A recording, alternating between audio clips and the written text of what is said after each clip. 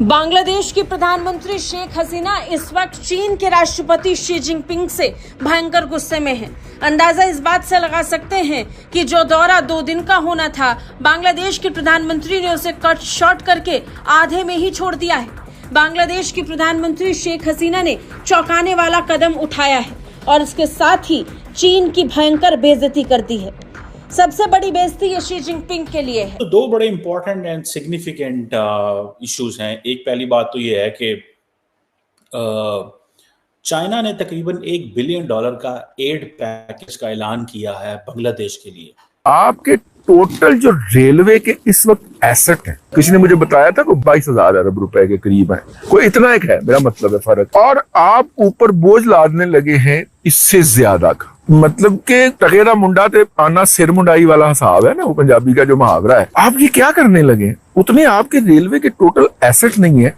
हमने देखा है वॉशिंगटन ने किसी को पनपने नहीं दिया, वॉशिंगटन ने कभी किसी को पनपने नहीं दिया। और एक समय हमने देखा कैसे वॉशिंगटन ने मॉस्को को तबाह किया था, यूएसएसआर को तबाह किया था। अब जो है वॉशिंगटन बीजिंग को तबाह करने में लगा हुआ है। ये तो एक तरफ चल रहा है। दूसरी तरफ जो चीन की पिछले 10-15 सालों में मुख्य रणनीति रही है ना, वो रही है कि अपना एक हम बड़ा ब्लॉक बनाएंगे। कैसे? हम चीन को पैसा, हम पाकिस्तान को पैसा देंगे, हम श्रीलंका को पैसा देंगे, बांग्लादेश को पैसा देंगे, अफ्रीकन कंट्रीज़ को देंगे। और इस तरीके से 80% देशों को हम जो है वो पैसा दे खरीद लेंगे। बाकी रूस और कुछ एक दोस्तों को हम लोग ऐसे दोस्ती के नाम में मिला लेंगे और जो है हम अमेरिका के खिलाफ दावा बोल देंगे, इस्लामिक कंट्रीज़ को मिला लेंगे, एक बड़ा ब्लॉक तैयार कर लेंगे। लेकिन ऐसा हुआ नहीं। रूस भी इनसे खाली डिप्लोमेटिक रिश्ते हैं, व्यापारिक रिश्ते हैं, लेकिन इमोशनल रिश्ता नहीं है रूस का। इस्लामिक कंट्रीज़ का इनके साथ में कोई इमोशनल रिश्ता नहीं है। और जिनको इन्होंने कर्जा दिया था, पाकिस्तान हो, बांग्लादेश हो, सब हो, या तो बांग्लादेश जैसे स्वाभिमानी देश इनको लात मार के भाग रहे हैं, या तो पाकिस्तान जैसे ही पत्तल चाटू देश इनके पास में है जो किसी काम पे नहीं है, जिनको चीन ही खुद भगा दे रहा है। बीजिंग की अपनी यात्रा को छोटा करते हुए वो वापस बांग्लादेश लौट आई। माना जा रहा है कि बांग्लादेश को चीन से कोई खास फायदा नहीं हुआ। उस मीटिंग से भी कोई खास निष्कर्ष नहीं निकला जिस महत्वपूर्ण मीटिंग के लिए शेख हसीना चीन पहुंची थी। ऊपर से चीन में बांग्लादेश की प्रधानमंत्री की खूब बेइज्जती भी हुई, उन्हें नजरअंदाज किया गया, उनकी आवभगत भी कम की गई। शेख हसीना कई मुद्दों को लेकर नाराज थी, जिसके बाद उन्होंने गुस्से में इस दौरे को बीच में ही छोड़ दिया। शेख हसीना को प्रस्तावित दौरे के हिसाब से बीजिंग में 1 दिन और रुकना था। उन्होंने बांग्लादेश वापस आने का फैसला ले लिया।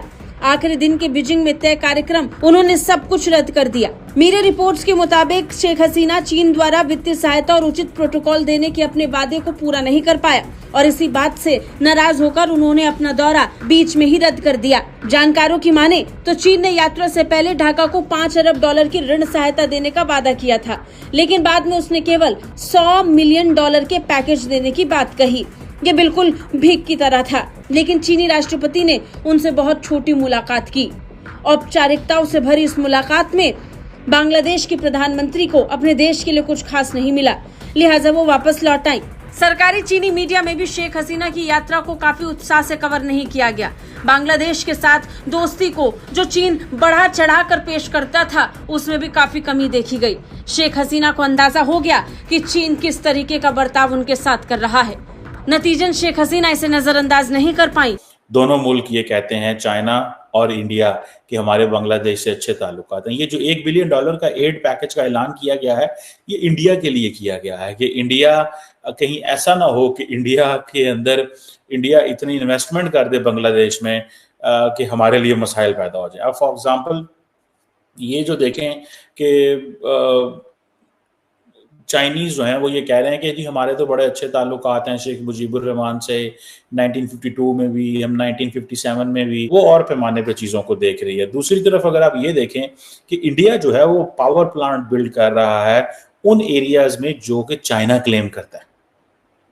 अब सुनने में आया कि इंडिया तकरीबन $1 बिलियन की जो इन्वेस्टमेंट है, कंस्ट्रक्शन है बेसिकली, वो करने जा रहा है 12 हाइड्रो पावर स्टेशन के लिए अरुणाचल प्रदेश में। लेकिन ये जो नॉर्थ ईस्टर्न स्टेट्स हैं भारत की, ये वहाँ पे आप ये तो कह सकते हैं कि एक डेवलपमेंट के चांसेस बनेंगे, बाकी चीज़ें होंगी, लेकिन बहुत सारी दुनिया ये भी कह रही है कि इससे क्लैशेस भी बढ़ सकते हैं। और इंडिया कहता है ये हमारा इलाका है, इसमें से कुछ चाइनीज़ कहते हैं हमारा इलाका है। और पिछले अगस्त में ही हुकूमत ने कुछ कंपनियों को जो है वो कॉन्ट्रैक्ट वगैरह दिए थे। ये वैसे तो कहा जा रहा है कि तकरीबन $11 बिलियन की एस्टिमेटेड इंडिया इन्वेस्टमेंट करना चाहता है, जिसमें से आप ML1 बनवाना चाह रहे हैं, और इन ML1 से और इन एसेट से होने वाली जो इनकम है वो आपको पहले ही लॉस में जा रही है, तो आप इसकी सर्विसिंग कैसे करेंगे? सर्विसिंग के लिए आप सब्सिडी देंगे, फिर सन उगाल पाएगी जब चाइना की वजह से हो रहा है। तो इसलिए भाईजान आपकी बड़ी मेहरबानी है, हमने ये काम नहीं करना। बुध के रोज़ एक खुसूसी इजलास की सदारत की और उसमें पाकिस्तान में बरसरे रोज़गार मसरूफ़ चीनी बाशिंदों की हिफाजत, भरपूर हिफाजत के हवाले से इक़दामात का जायज़ा लिया और वज़ीर साहब ने कहा कि चीनियों की हिफाजत पर कोई समझौता नहीं किया जाएगा। और इस इजलास में मुख्तलिफ़ एजेंसियों के लोग भी शामिल थे और बुनियादी मकसद है कि किस तरह चीनी सरमाकारों को, सिफारतकारों को यकीन दिलाया जाए कि पाकिस्तान की हुकूमत उनकी हिफाजत के लिए और मुंतकल करो कि मंसूबे के तहत ये बनाएं और बना के इसके ऊपर जो ट्रैक चले, जो ट्रेन चले, उससे आप टोल टैक्स वसूल करें और अपना खर्चा पूरा करें। हमारे साथ अगले 20 साल का 30 साल का प्लान शेयर कर लें, इसकी वायबिलिटी निकलती है। इस तरह पाकिस्तान के अंदर, और साथ में ये तसल्ली दे दें कि यार एमनेस्टी स्कीम हमने कोई नहीं देनी, लेकिन इस तरह के मंसूबों के अंदर ओवरहेड ब्रिज जो हो गए, ये वाले काम हो गए, इसके अंदर आप अपना पैसा ला के लगाएं। A road that leads to nowhere, आप एक सड़क बना रहे हो जो कहीं जा ही नहीं रही और पूरा मुल्क उस पर नाच रहा है, ढन ढन ढन सीपैक बन गया, पता है नहीं। अच्छा, इसका है मैरीटाइम रूट, और मैरीटाइम रूट के अंदर मेरे ख्याल से फिर अगर चाइनीज में से कोई भी गवादर से माल चाइना मंगवाना चाहेगा उरुमची, तो मेरे ख्याल से उसको हैदराबाद में हमने बड़ा प्यारा अस्पताल बनाया, और चीजें हमसे बने नहीं बने, अस्पताल हमने हैदराबाद में बड़ा प्यारा बनाया, यकीन करो। 2-3 दफा मैं चिंटू को भी वहां लेके जा रहा था। क्यों भाई यार, कैसे हाँ कर, समझ गए ना नाजरीन आप? पाकिस्तानी जिद्दी बहुत हैं, मुल्क में वसाइल नहीं, आप झूठ बोल रहे हैं, मुल्क में वसाइल हैं, अली नासिर झूठा है तो दिखाओ ना यार। सीपैक पे काम हो रहा है, खुफिया काम हो रहा है, नजरों से ओझल काम हो रहा है, इसीलिए बिजली चली गई।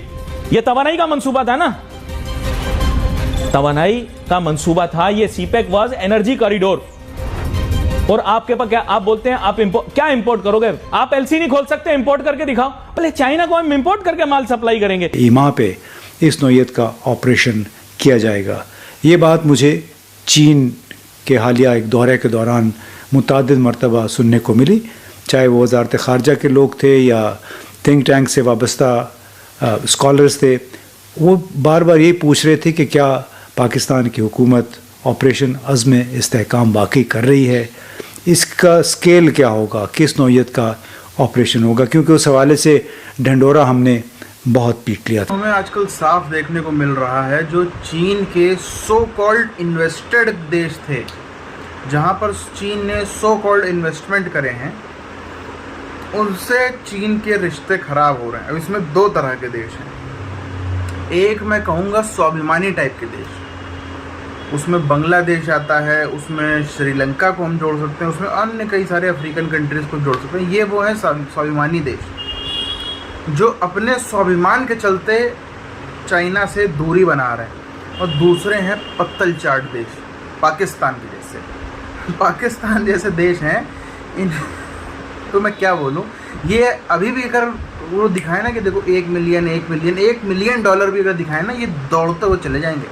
लेकिन चीन ने इनको लात मार दी, इतने पत्तल चाटे हैं, तो चीन परेशान हो गया, तो चीन ने ही इनको लात मार दी।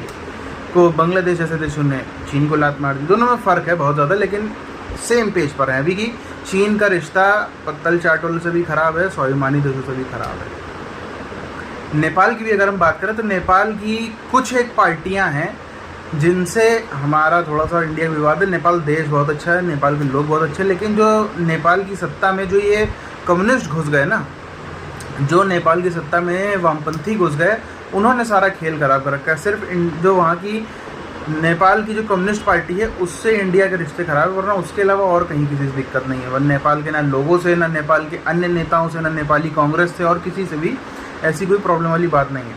अब यदि हम हालातों को देखें तो चीन की इस समय हालत पतली नहीं, बहुत ज़्यादा टाइट हो गई।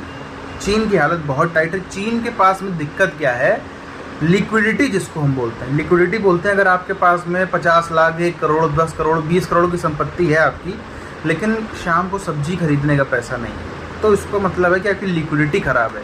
चीन के संग प्रॉब्लम यही है कि चीन की लिक्विडिटी पूरी तरीके से ख़राब हो गई, चीन की पूरी तरीके से लिक्विडिटी ख़राब हो गई, इसलिए चीन इस लहजे पर जो है आकर के पहुंच गया, इस दहलीज पर आकर के पहुंच गया है कि अब उसको जो है वो उसके देश में नदियां भी सूख रही हैं, लोकल क्राइसिस भी हो रहा है, उनके यहाँ से मैन्युफैक्चरिंग सेक्टर भी खिसक रहा है, उनके यहाँ से बिलियनियर्स भी भाग रहे हैं, पूरी तरीके से तकलीफ में तो चीन है।